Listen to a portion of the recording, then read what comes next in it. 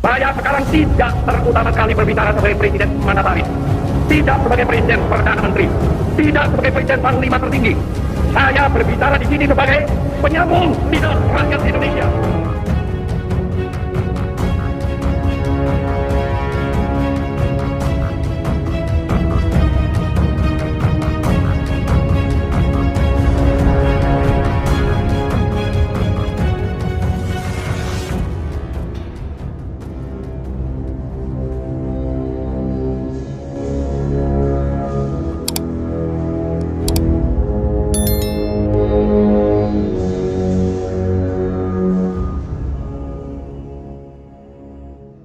Soeharto seteru Pranoto.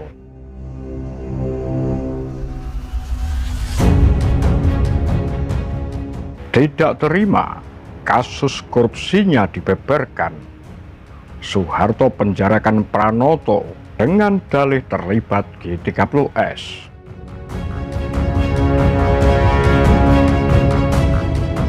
Peristiwa gerakan 30 September 1965 G30S mengakibatkan gugurnya 6 jenderal, salah satunya Jenderal Ahmad Yani, Menteri Panglima Angkatan Darat, Menpangat. Pada 2 Oktober 1965, Presiden Soekarno mengangkat Mayor Jenderal Pranoto Rejo Samudro, Asisten 3 Menpangat bidang personalia, sebagai caretaker Menpangat untuk urusan sehari-hari. Pimpinan Angkatan Darat langsung dipegang Presiden Panglima tertinggi Soekarno. Soekarno tidak memilih 3 nama lainnya karena Mayor Jenderal Soeharto dianggap terlalu keras kepala, Mayor Jenderal Mursid suka berkelahi, dan Mayor Jenderal Basuki Rahmat tidak begitu sehat. Soekarno memilih Pranoto karena dia mantan Panglima Divisi Diponegoro, Jawa Tengah, yang diharapkan dapat mengendalikan anggota divisi yang terlibat G30S.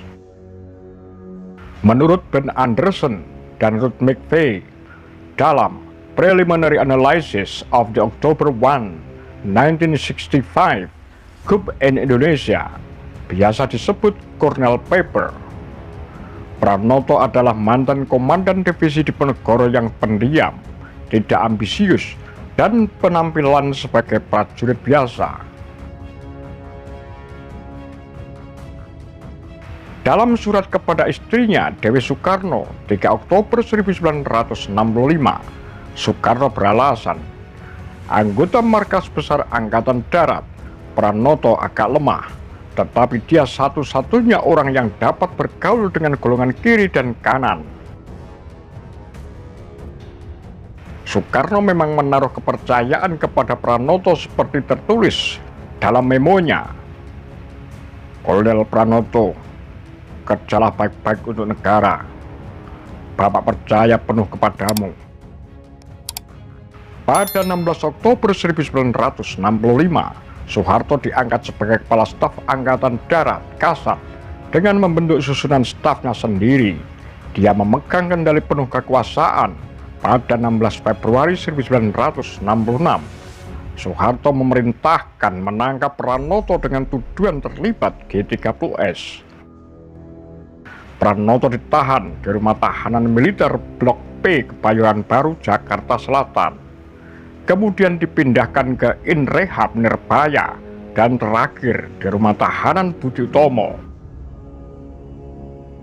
Pranoto diduga ditahan bukan karena terlibat G30S, tetapi karena dia membeberkan kasus korupsi Soeharto ketika menjadi Panglima Divisi Diponegoro kepada tim penelitian dan inspeksi di bidang FINEK, finansial dan ekonomi, bentukan Kepala Staf Angkatan Darat Jenderal Abdul Haris Nasution.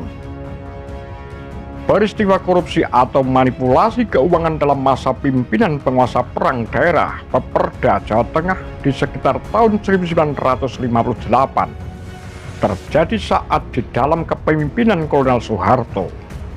Kata Pranoto dalam catatan Jenderal Pranoto Rejo Samudro, suntingan Imelda Bakhtiar, Buku ini merupakan catatan Pranoto selama ditahan di Nirbaya 1969 hingga 1979.